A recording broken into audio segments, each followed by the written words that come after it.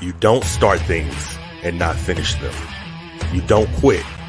There's nothing that comes out of quitting besides knowing that you didn't finish. We finish everything. You start it, finish it. If you're going to do it to try to be the best. Not to be better than other people, but to be the best for you. You grind hard so you can play hard. The work you put in will pay off. It could be a year, it could be 30 years, but you keep grinding. Welcome to Big Reptile Talk. First off, what is going on? Welcome to the podcast. This is Big Reptile Talk. Before we start, man, look at this shirt. Shout out to Rich McCall, man. Just definitely an icon in the hobby, man. So he sent me this shirt, man. Such a good guy. So make sure y'all go show Rich McCall some love.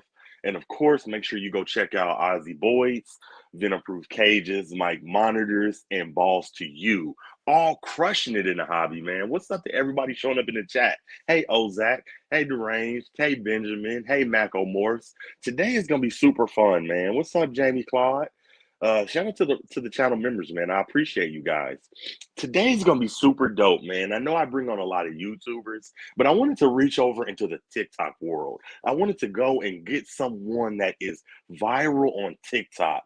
I wanted to, talk reptiles and then talk TikTok and just ask them, how did you become so successful on TikTok? So we're gonna bring on a gentleman that is just killing it on TikTok.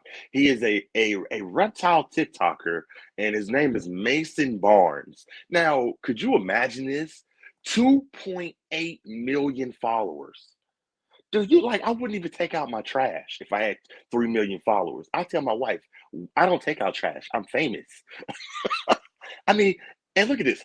Almost 50 million likes. Almost 50 million. Could you imagine that? So today we're going to talk to him. We're going to, kind of figure out how, he became so viral on TikTok, and just talk to him about reptiles. Before we start, shout out to everybody in the chat, man. Kurtwood Jasili, he said your cage is open behind you. No, it's not. Everybody, thank you so much for showing up. This is going to be a good podcast. Let me turn on the banner. And let's bring our guest in, man. I'm super excited. Mr. Mason Barnes, man. How you doing today, brother? I'm good, man. How are you? Not too bad, man. Before we start, man, I and I don't want to get you in trouble. Shout out to my wife. I don't want to get you in trouble, but I watch your TikTok, man, and every TikTok I seen a Bang, man. So we gotta give love to Bang. How do you get a sponsor on TikTok? I have sponsors for my YouTube channel, but do you have to kind of pitch them? Do you have to go to them? How did you get sponsored on TikTok? TikTok is okay. So I got started about 2 years ago, and I just kicked something. That was great. I got started about 2 years ago, and I was actually a buddy of mine who I knew before the social media stuff. We actually met at church, and him and I were friends, and he started doing magic on TikTok. And then Wow. I was in a couple of his videos, and I guess got a little bit of a taste for it. And so I actually started by making content that was not reptile related at all. It was essentially, little kid-esque type content, like stupid stuff, like popping water balloons on my head and that sort of stuff. So I started by doing that, and I gained my first 800,000 followers by doing that. And that was again like 2 years ago. So let me ask you. So in the first year, just a quick 800,000 off reptile related content. It was not on reptile-related content. Oh, not on reptile-related. Okay. Yeah, it was completely unrelated. Insane. Kurtwood said, look at Mason rocking that USARK shirt. Of course, man. Yeah. Of course. Before we talk about TikTok, man, I want to talk about your animals, man. So why animals? What made you want to dedicate your life to animals? I've always been into it. I've been, it started as most other reptile keepers. I was a kid. I got a bearded dragon for Christmas when I was 5, and that kind of sparked everything. I'd always liked animals. I fell in love with them, and so I started keeping when I was 5 years old with my bearded dragon. I later got a corn snake, and then we got a king snake a little bit after that. Um, just random stuff here and there. I would go out in the backyard and catch, the western fence lizards that we have here in California and all that sort of stuff. Um, and I was just kind of always into it. And in the middle of like middle school, high school, that's kind of when I stopped for a little bit. I just, I was getting criticized for, I was getting bullied, whatever. And just, random stuff like that. Time got away from me. So I stopped keeping for a couple years in that time frame. And then after high school, I got back into it. This was a couple years ago. And this was a little bit before I started filming and doing all that sort of stuff.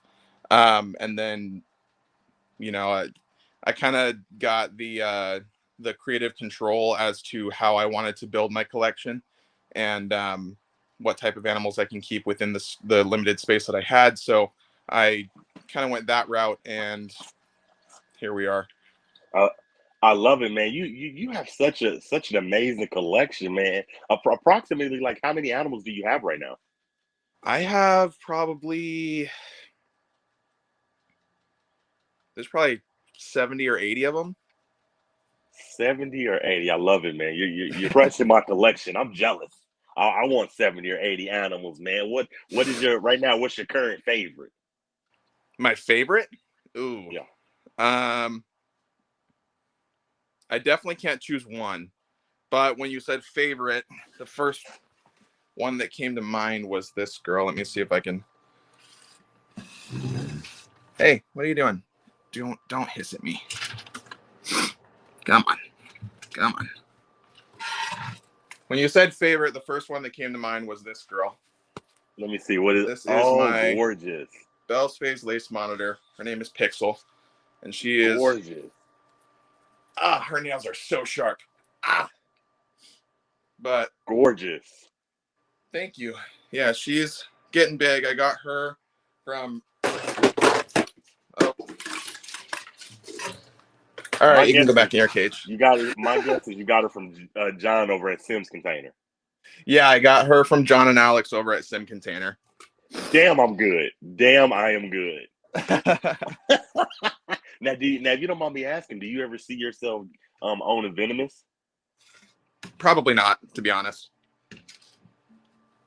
I don't have plans to. I won't say I never will, because there are some great venomous snakes and things like that out there. But rare thing venomous, I'm okay with. Obviously, people say that things like monitors have a mild venom, but as far as truly venomous, cobras, lapids, things like that, vipers, probably not. Potentially. Right. Now we got to talk Jay Brewer, man. I've scrolled your TikTok and I've seen the Jay Brewer collab, man. So how did you end up meeting Jay Brewer? Let's talk about that relationship. Oh yeah, so I met Jay through my buddy. He goes by Herp Time online. He was working for Jay at the time, and him and I are good friends. And so I met Jay through him, and then again he was working for Jay at the time, and he actually moved back up north to be with his family, so he was not working for Jay anymore. Fast forward a little bit, Jay and I start talking whatever, and now present day I'm actually Jay's social media manager. So me and a friend of mine, he's the editor, does a lot of the behind the scenes work, and I'm in charge of posting on his accounts and the Reptile Zoo's accounts and things like that. So that's been within the past, I don't know, 2 months that I've started that. So learning how to balance my own social medias and his and all that sort of stuff has been a little bit challenging, but it's definitely been a lot of fun. That's for sure. I love it, man. I love it. So Jay gave you the keys to the kingdom. Yeah, you could say that. Hey, thank you so much, Kerwood, for the super chat. I know if he gave me the keys to the kingdom, all you're gonna see on Brewer's page is my face. Yeah. I love it, man. I love it, man. Now, I got to give you a hot seat, man. A hot seat question. Thank you so much, Kerwood. I got to give you a hot seat question, man. So Okay. you've collabed with multiple people, man. So right now, who has been one of your favorite collabs? Who has been one of my favorite collabs so far? Um,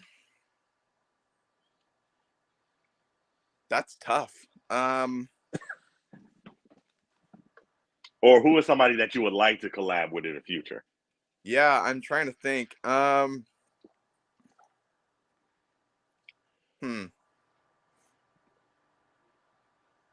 Well, someone I would like to collab with, and I'm actually working on setting it up, is Brian Barczyk. I'm a big fan of Brian.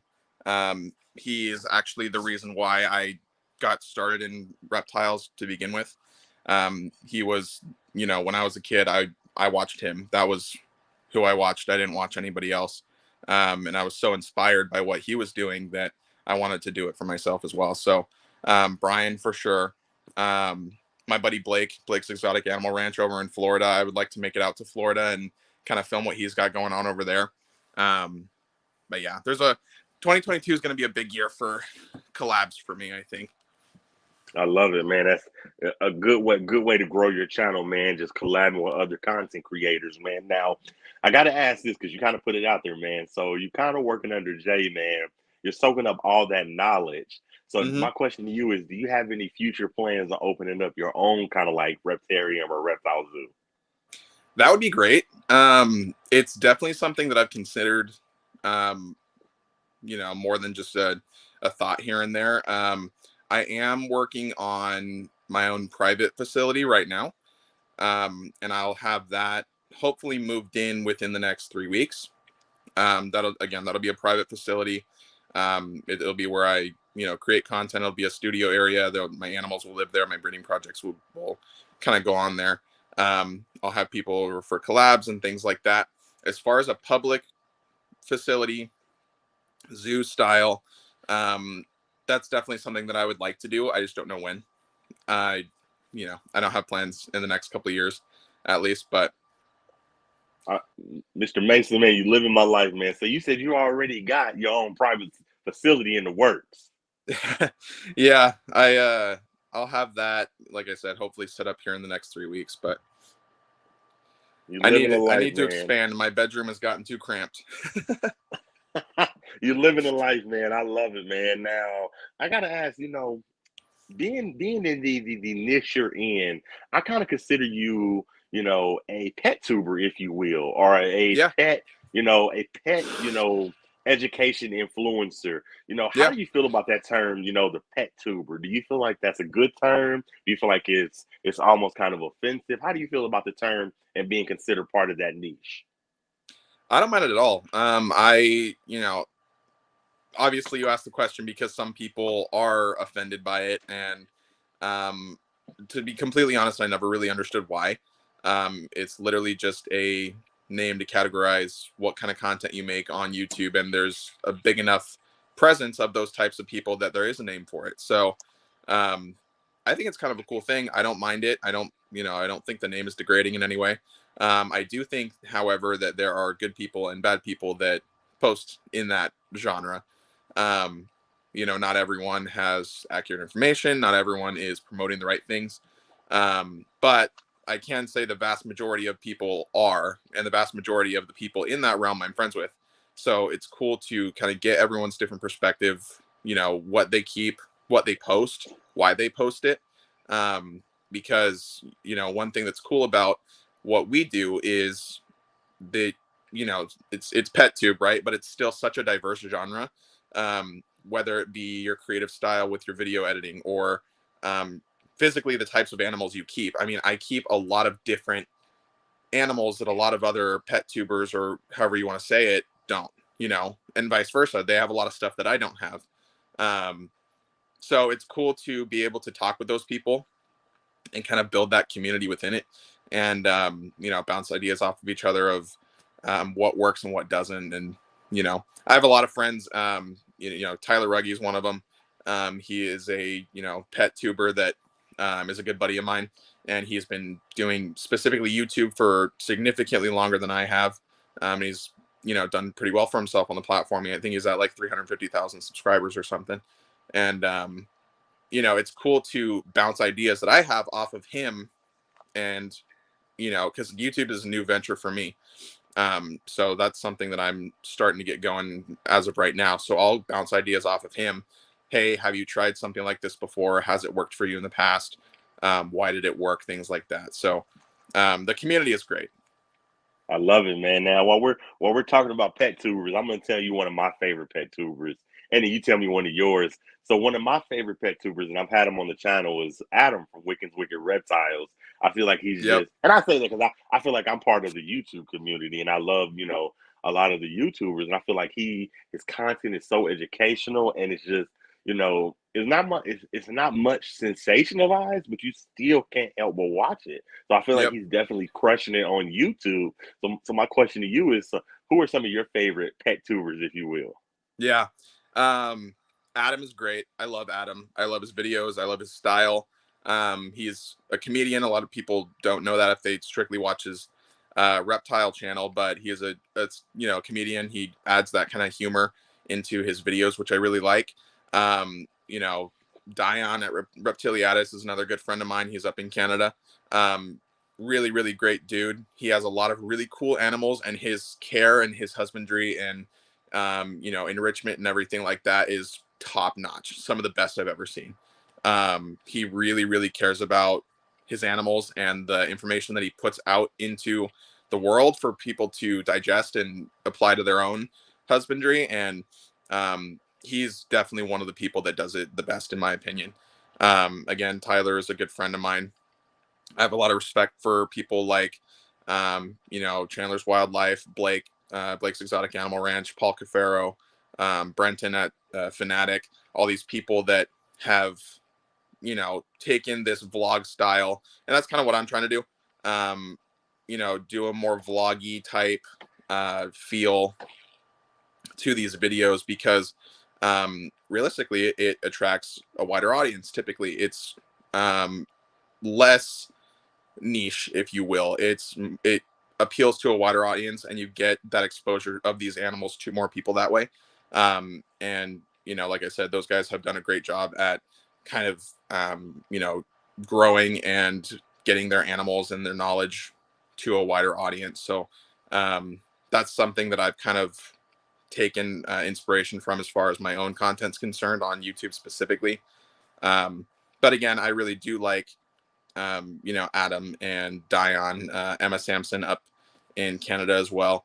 Those are a lot of really, really good people that are in PetTube. And what I like about it is again, it's so diverse, and it's something that, you can go to Adam's channel and watch, a top 5 most expensive animals you can ever own, or whatever it is that you're watching on his channel.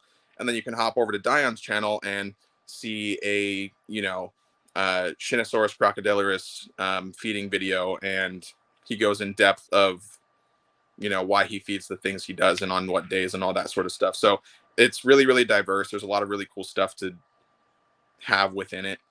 And now that I'm talking about it, PetTube is big. There's a lot more people in it than we originally thought.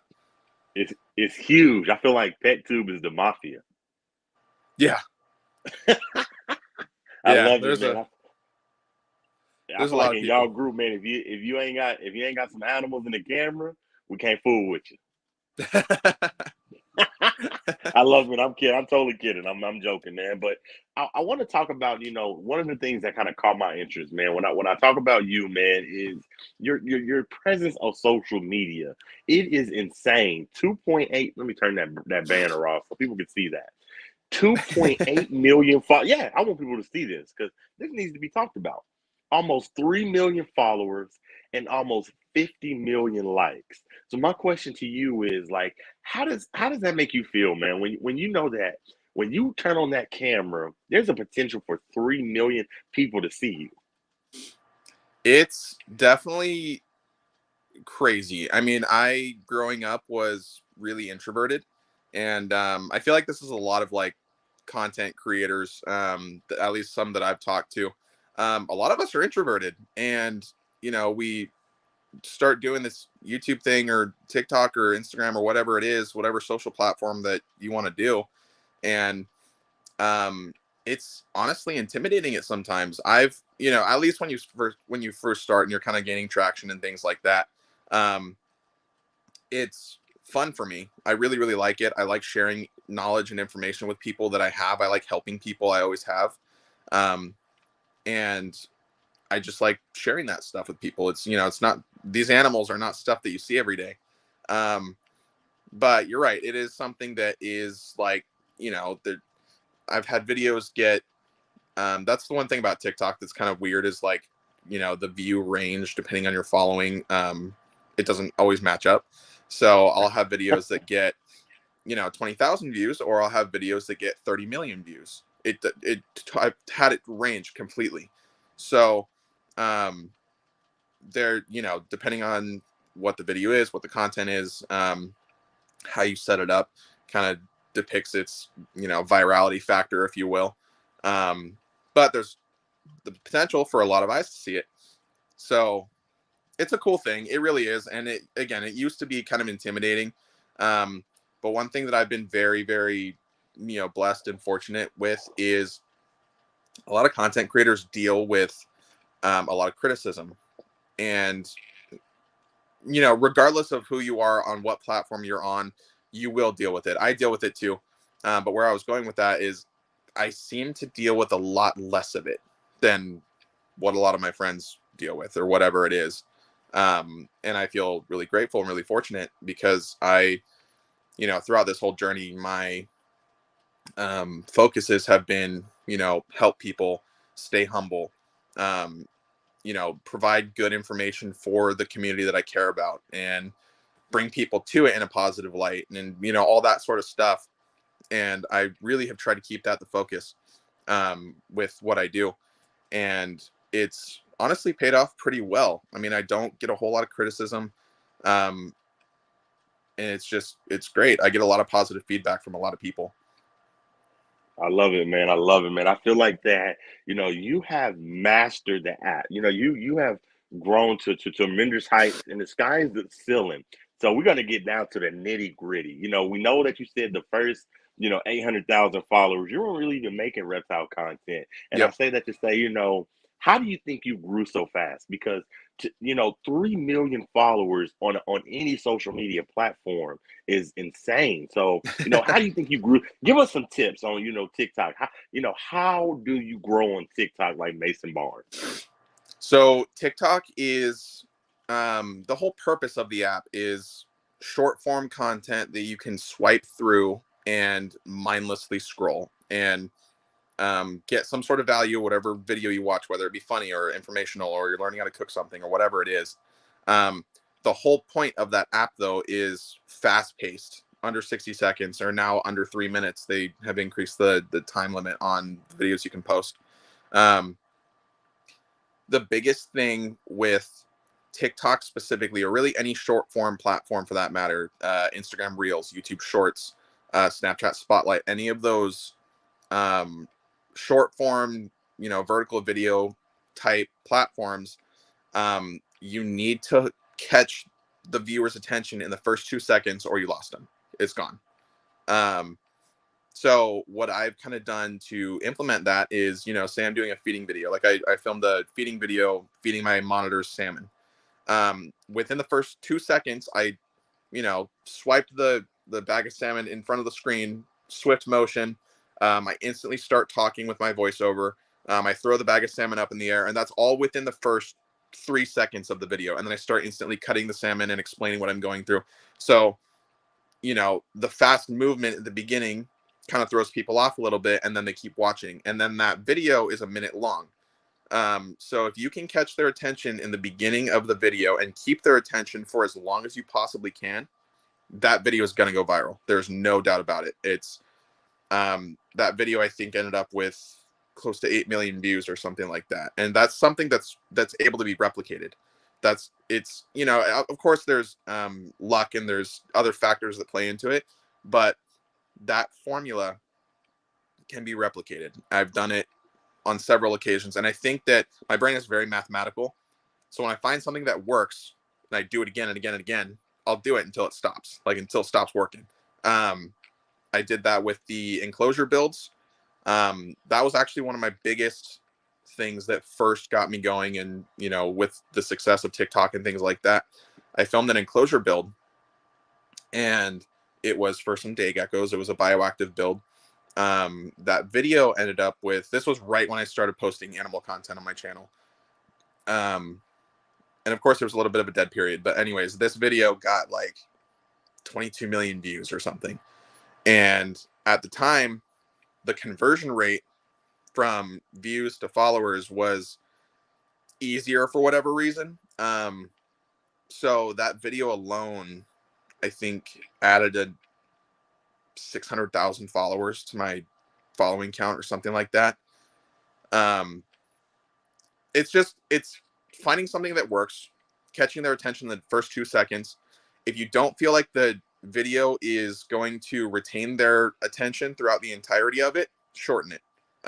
Because platforms of any social media rely on watch time. If you get a high watch time, the algorithm's going to take that video and spit it to 10 other people, and then those people are going to watch it, and it's a snowball effect. If you got high watch time, catch their attention the first 2 seconds, and if it's an entertaining video and you can make it a long video and keep their attention throughout the entirety of it, that's going to be the more viral video than if you post, if you post a minute-long video, you get their attention in the first 2 seconds, and you can keep it throughout most of the video. That video is going to go more viral as over, say a 15-second one that people watch 75% of. Mm. Y'all hear? I need y'all to understand this man is giving you game, and he knows what he's saying. Because again, 2.8 million followers and 50 million likes, man. So my because like I said, we're getting down to the nitty gritty, man, and I want you to inspire people. So, what was your most? Was it the 22 million? What was your most viral video on TikTok? It was I built the enclosure and did the unveil for my red-headed Amazon river turtles when I first got them. So it was a two-part thing. The first video got 30 million views. The second one, like the unveiling, I think did 10 or 12 million views. And again, it was that same style. It was a minute-long video. It was an enclosure build. And saying things that are attention grabbing. I think in that video, I said something along the lines of, I'm building an enclosure for something I've been waiting for 10 years of my life, which is true. I looked for these turtles for 10 years before I found them. And there's one breeder in the entire US, and I, was able to find him and whatever. And I have a trio of them now, but it was, again, using that same formula of what has worked and using attention grabbing terminology within the video itself that keep people's attention. And I think that video alone got me another 700,000 followers or something along those lines. Especially, and this used to work back on TikTok. It doesn't anymore because people have gotten sick of it. But I used to do part one, part two, like enclosure build in part one. Part two would be the animal unveil. And sometimes I would do the animal unveil on Instagram. So I would, and again, that doesn't work anymore either. Trying to get people to leave TikTok and go to another app. TikTok doesn't like it. And then, again, people just don't like the part one, part two anymore. Attention span has gotten shorter. It's TikTok. You want instant gratification. If you are going to post a part one, part two, you better hope that you posted part two the second you posted part one, so that people aren't going to flame you in the comments of part one. Anyways, that's kind of where, that was my most viral video. And, again, using formulas that I had proven worked for me in the past. And anytime anyone's ever asked me for advice or information, I'm always happy to help them. I love it, man. I love it. Now I want you to, and this is for people that want to follow in your footsteps. for me, like the people out there that they might not have a ring light, they might not have that that Z9000 camera that has stable, where it levels out the image. Yeah. And I say that to say, what would you say to those people that want to follow in your footsteps, but they only have an iPhone, they only have an Android? Do you think that people should still get on the platform and still chase their dreams, even if they don't have the high dollar equipment like a lot of these YouTubers and content creators have? Oh, 1,000%. A phone is all you need. That's all I started with. I didn't have any of the fancy equipment. I didn't have any of that. A phone is literally all you need. If you can film on your phone camera, and like you mentioned ring light, I do have one and I do use one, but if you film outside or film in a well lit room or use natural sunlight, like that's free. Natural sunlight is free. Um, so use things to your advantage. Use your surroundings. Again, a phone is all you need. Your native phone microphone is all you need, especially on short form uh, content. I do think that for things like YouTube and longer form stuff, a camera is typically a little bit better quality wise. But again, short form, literally every single video that I've ever filmed and ever posted was shot on my iPhone. I edited it through a free app on my phone, and it's that's all you need. It's there's A lot of people will say that they need a ton of fancy equipment, and um, they have the right mindset. They want to get the highest quality stuff out there to start, which is great. Um, but realistically, if you're watching a video on TikTok, unless it's some crazy nice DSLR camera and the intent is to have a high quality, you know, motion blur, whatever, um, people are not going to notice. You're not going to notice if it's filmed on an Android versus an iPhone. You're literally, again, you're mindlessly scrolling for instant gratification of whatever you're looking for, whether it be humor or information or technology, or people are not going to notice the quality unless it's really bad. But with any modern phone nowadays, the quality is pretty good. I love it, man. Y'all hear that? So this is from Mason Barnes. Start. No, you don't matter if you have the Z10,000 camera. Start right now with your phone. Go shoot some content. Put it out there. Get your numbers up. Now I got Yep. one last question about TikTok. Then we'll keep going. And I won't keep you very long. I appreciate you for hanging out with me. Oh, So thanks for having my me on. question to you is, yeah, thank you. My question to you is, have you, two questions about TikTok. Have you ever been banned by accident, like a video, like nah, we don't want that? Have you ever been accidentally censored? And when in your TikTok career did you say, okay, I'm on to something? What moment did you say I got something here? Um, so as far as the censorship or being banned, or I've never had a video that get flagged, but I have been banned for, I think the longest period of time was a week on TikTok live streaming, because I was showing a ball python on the screen, and they deemed it dangerous because they thought the snake was venomous. Um, so it was, and it wasn't something that happened just once. It happened a couple times. So that was way back when I would do TikTok lives a year plus ago. I really need to do more of them now, but that's the only time I've ever been censored on any platform. um, and again, it's an automated computer algorithm that picks something like that up, and it's not, it's a mistake. Obviously the snake's not venomous, the snake's completely harmless. Um, but it is what it is sometimes on platforms like that when you're dealing with an automated algorithm. Um, and then I'm sorry, your second question one more time. You know, being on TikTok and having 3 million followers. The last question that I want to ask about TikTok is, at what point, while you were on TikTok, did you say, okay, shit, I got something here? When did you know you were on to something?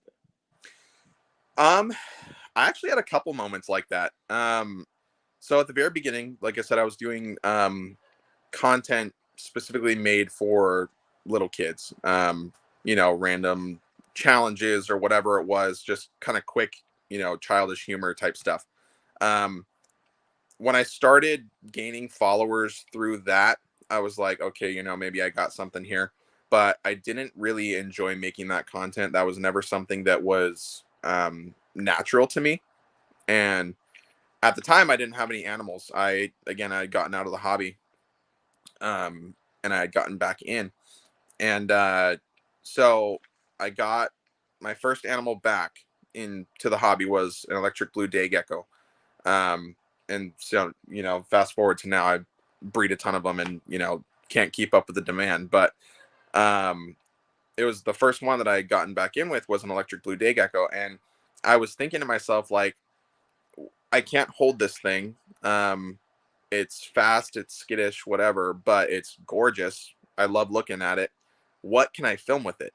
Um, Again, I can't hold it. Like, what can I film with it? So I would just film, you know, building its enclosure or feeding it or whatever, like whatever stuff I would do anyways, I would just throw on camera. And that's something that I recommend to a lot of people that are trying to do this. If you're gonna do it anyways, just film it.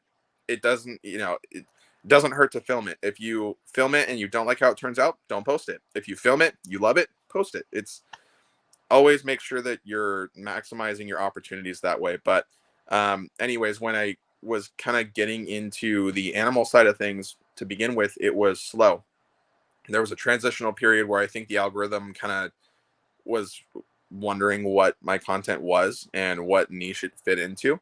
Um, so there was a little bit of a transitional period, but the second I had some enclosure builds pop off, that was kind of another aha moment. Like, you know, I can replicate this and I can grow from it. I love it, man. I love it, man. Just so much knowledge, and it's just your story is inspirational, man. So now I got to give you a hot seat question, man. Okay. Let's say I'm a movie producer and I'm making a movie about Mason Barnes. You Mm. know, the reptile TikToker Mason Barnes. If I make a movie about you, what actor am I going to get to play you? Oh man. Um, Any actor. I've actually so this is gonna sound funny, but I've gotten a handful of times that I look like um where was it? My buddy just sent it to me. Um Literally just slipped my mind. Why am I blanking? Um what's his name? I What literally movie? just Think about the blanked. movie. What's up? What movie? I can't remember. It's not Leonardo DiCaprio. It was some actor that I was like, I don't even a little bit look like him, but um they I forgot what it was. It it wasn't Chris Pratt that I was thinking of, but I would probably want Chris Pratt to play me in a movie. That'd be dope. Chris Pratt, the reptile TikToker. I love it, man. We need to make that we need to make that happen, man. Now, you know, you crushing it in the game, man. I feel like, you know, you taking over TikTok, you killing it. But I Thank want you. to know what are some of what you know, of course, what are some of your plans for the future? And you know, I feel like that right now is a dope time for you to capitalize on stuff. Do you ever see yourself making like your own line of snake hooks, your own line of enclosures?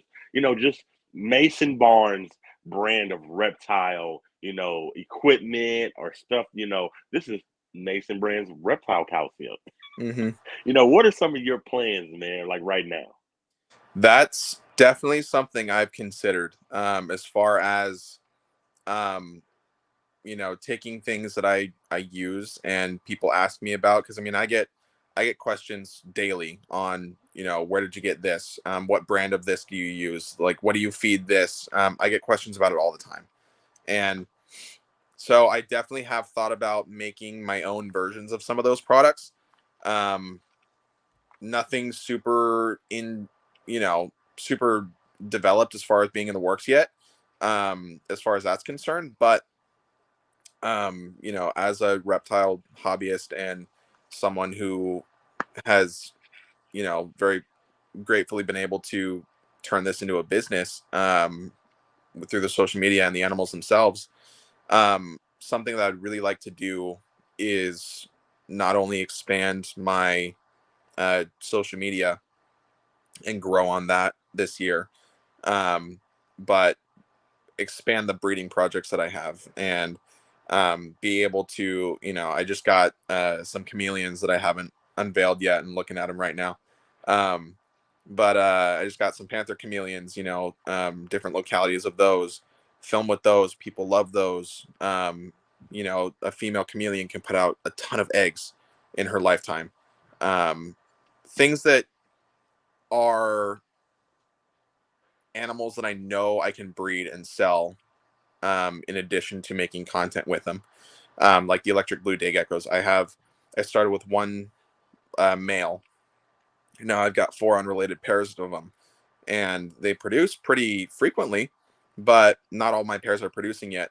I cannot keep up with the demand on those animals. I literally cannot. There's so much demand, and I do not have enough supply. So I think I would like to delve more into my breeding projects, kind of get a lot of that stuff dialed in. A lot of the stuff that I have is still growing up, but I love doing it. I love the animals. I love watching babies hatch out of the eggs. That it is the coolest thing ever to me. So I really want to do that this year. I really want to focus on social media, particularly YouTube, and pour a lot of energy and a lot of effort into that and growth. Right, right, right. I love it, man. I love it, man. Just awesome, awesome talking to you, man. Shout out to Wickens Wicked Reptiles. He just left you a comment. How many pickles in a sitting have you eaten at one time, like your record? Leave it to Adam for these questions, man. There was a question on Facebook recently that Adam had something similar. How many pickles have I eaten in one sitting? I don't know, man. I didn't count. Probably 4 of them or 5 of them. I just recently started liking pickles, so literally within the past few years. Don't at me, but That's awesome, anyways. man. We were just talking about Adam, man. Shout out to Wickens Wicked Reptiles, man. Definitely, just awesome, awesome content, man. So you say so you're breeding and selling stuff, man. So if somebody wants to get some animals from you, how can they get a hold of you? On your morph market? Are you more so word of mouth? How are you kind of breeding and selling? How can we get a hold of you if we want to buy something? Yeah. So I'm in the process of setting up, a website and, more official ways of getting a hold of me as far as animal sales are concerned. But as of right now, the best way to get a hold of me for literally any reason is to, it is through Instagram. I do check my DMs. I do read them. So Instagram's the number one way to do it. Adam over here, bro. Those are amateur numbers. Embarrassing. Adam, how many pickles have you eaten in one sitting, man? I'm curious if those are amateur numbers. Now, man, I love Adam. being We need to get together at some point. he's here. He's here right now. Shout out to Adam Wicked Wicked Reptiles, man.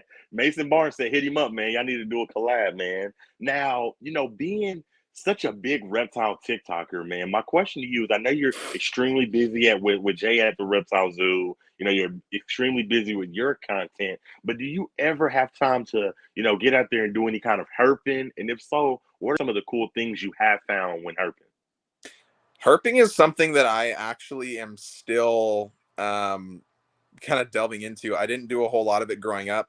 Here and there in my backyard or out in, I grew up in the desert, in the high desert of California. So I'd go out in the desert and find things here and there, but nothing super crazy.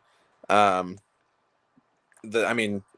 typical stuff for California that I found, rattlesnakes, different types of lizards, things like that. Nothing, there's a lot of different types of animals here that are like coveted, if you find them, that's crazy kind of deal. But I haven't found any of those yet. So I love it, man. I love you. You need to come to Kansas. We need to go herping, man.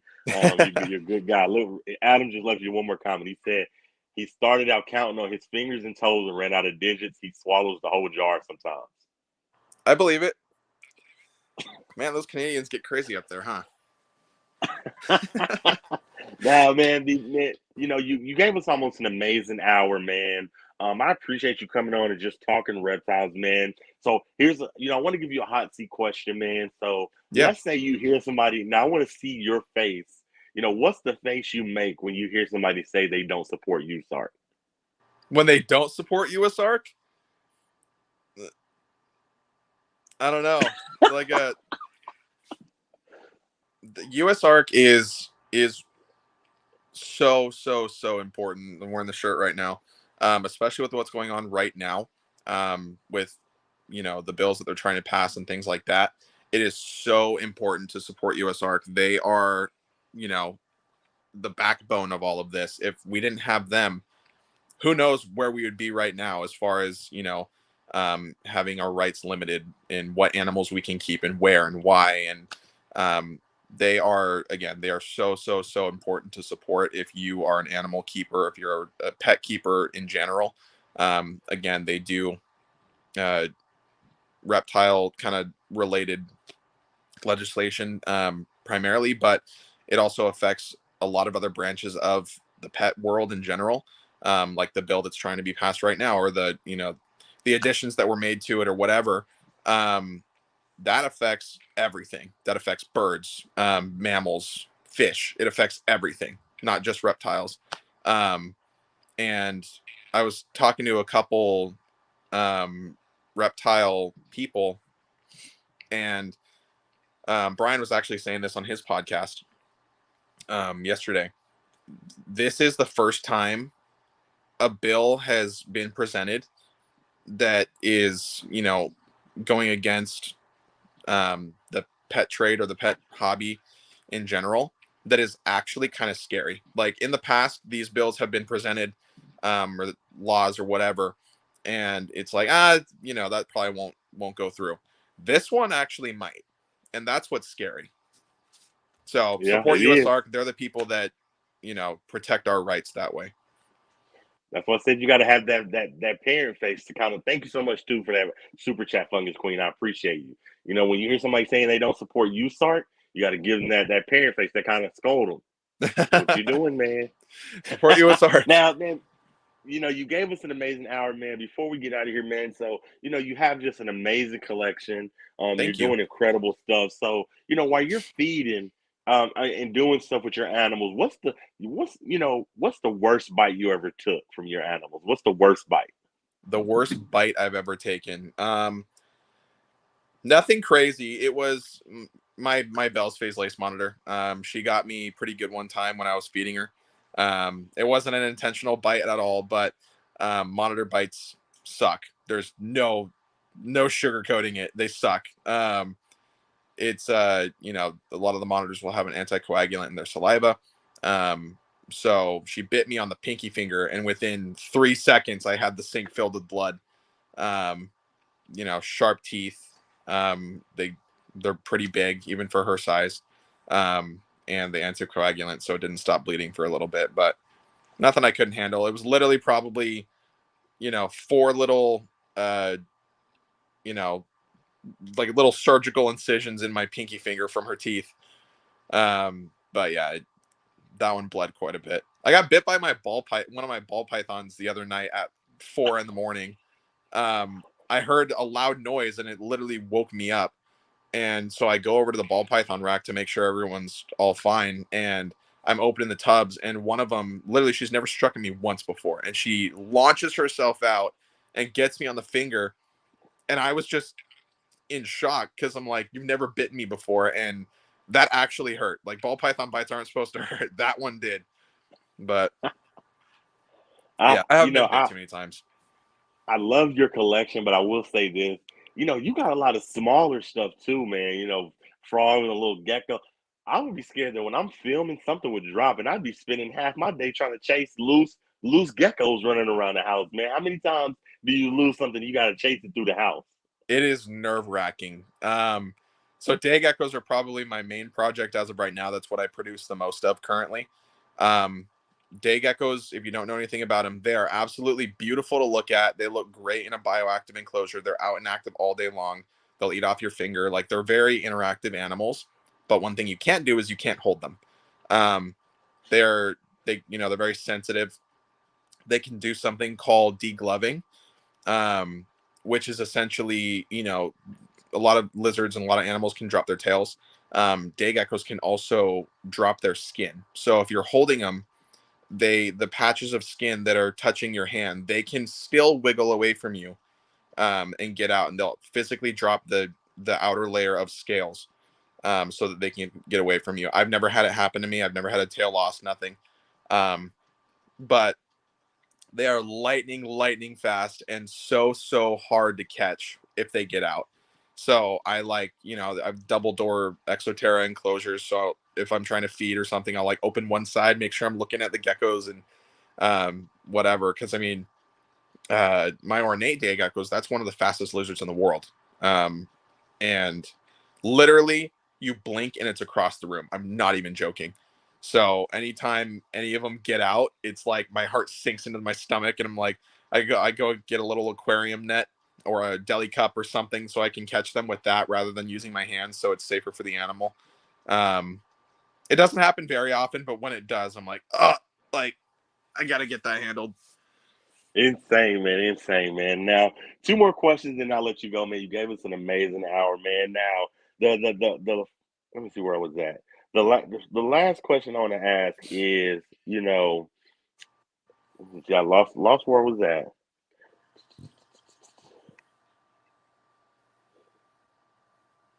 Oh, I was gonna give you a hot seat question, man. You're killing it, man. So I ain't gonna lie. If I had Thank you. 3 million, if I had you're welcome. If I had 3 million followers, I'm swaggy.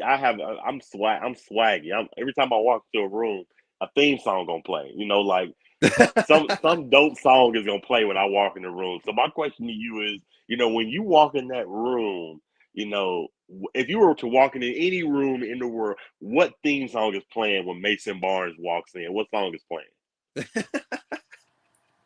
I've never been asked these questions before, man. um, I like to have fun, man. yeah, no, this is fun. The first thing that came to mind was the Jurassic Park theme. I like that theme, but fits with the animals and whatnot. So probably that Jurassic Park theme, Jurassic World theme. I love it, man. I love it. Now, before we go, man, you gotta tell us, man. So, how many TikToks and before we can, get a Tesla, because that Tesla you got is hard. One more time, you cut out a little bit. I said you gotta. Now, this is for inspiration, man. Yeah. Before we get out of here, how many TikToks until we get a Tesla, man? Because that Tesla you got is beautiful. Thank you. I yeah, I that's a hobby of mine, outside of the animals and whatever. I really love cars. Um but just work, put in the work, stay consistent with it. Um TikTok itself, through the Creator Fund, I promise you, does not pay for that car. Um so just stay consistent with it, diversify, get yourself on other platforms, make connections, collab with people. Um Talk to brands if you're not getting brand deals and whatever. Reach out to them yourself. Um, just get the ball rolling. Always be progressing forward in some way, whether it be trying to get your follower numbers up, or improving the quality of your content, or making connections with other people that are kind of doing the same things as you, because all of those things are going to build on top of each other, and it's going to ultimately create the whole of you being a content creator. And anyone can do it. If I could do it, anyone can do it. Like, it's something that is a lot of fun. I don't think a lot of people understand how much work goes into it. But if you are dedicated and you put the time in and the effort, and you really pour that energy into yourself and your personal brand and your growth, it's very doable. I love it, man. Just Mason, man, this was an amazing podcast for me. I loved picking your brain and just hearing how you grew on Yeah. TikTok. It's inspirational. I just want to say thank you for coming on and talking animals and TikTok. And I can't wait till you deserve 100 million on TikTok. 3 million ain't enough. Thank you. Yeah, thanks for having me on. This has been a lot of fun. Thank you so much. So you have a great day, okay? You as well. Thank you. Man, awesome podcast, man. He's just crushing it, man. Again, go to his platform over there on TikTok. See what he got, what he's doing, man. He's killing it, man. Through 3 million followers on TikTok. That is insane, man. So just thank you, man, so much for coming on and talking animals. Again, there's his social media. Mason Barnes at TikTok, one of the just one of the most amazing content creators on TikTok. We got the chance to talk reptiles, talk TikTok, and hey, follow his tips. Maybe you can get 3 million followers on TikTok. This was a fun podcast, man. Um, Again, thank you to everybody for showing up. Before we get out of here, much love to everybody in the chat. I love all y'all. Thank you so much. Of course, before you get out of here, make sure you go check out Balls to You, Venomproof Cages, Ozzy Boys, Mike's Monitors, all amazing brands. Please go check them out. They really don't need an introduction. Ozzy's killing it. You want a ball python, he's the guy. Mike's Monitors, of course. If you want a monitor, he's the guy to go to. That is monitors the right way. Balls to You, man. Of course, he's killing it. And I got a Venomproof cage right behind me. They're amazing enclosures. Go check them out. Man, we just got done talking to Mason Barnes, and my mind is blown. Until next time, man. This is Big Reptile Talk. And hey, before we get out of here, man, again, shout out to Rich McCall, man. I love this shirt. Thank you, man, for sending it to me. He's another legend in the game. So go check out Rich McCall, man, because this shirt I love it, man. Again, man, thank you everybody in the chat, man, saying great interview. You loved it. Thank you. This is Big Reptile Talk, man, and we out of here.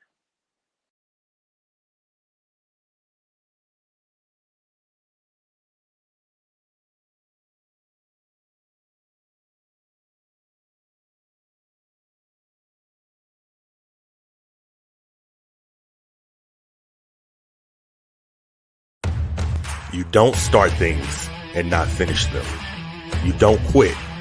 There's nothing that comes out of quitting besides knowing that you didn't finish. We finish everything. You start it, finish it. If you're going to do it to try to be the best. Not to be better than other people, but to be the best for you. You grind hard so you can play hard. The work you put in will pay off. It could be a year, it could be 30 years, but you keep grinding.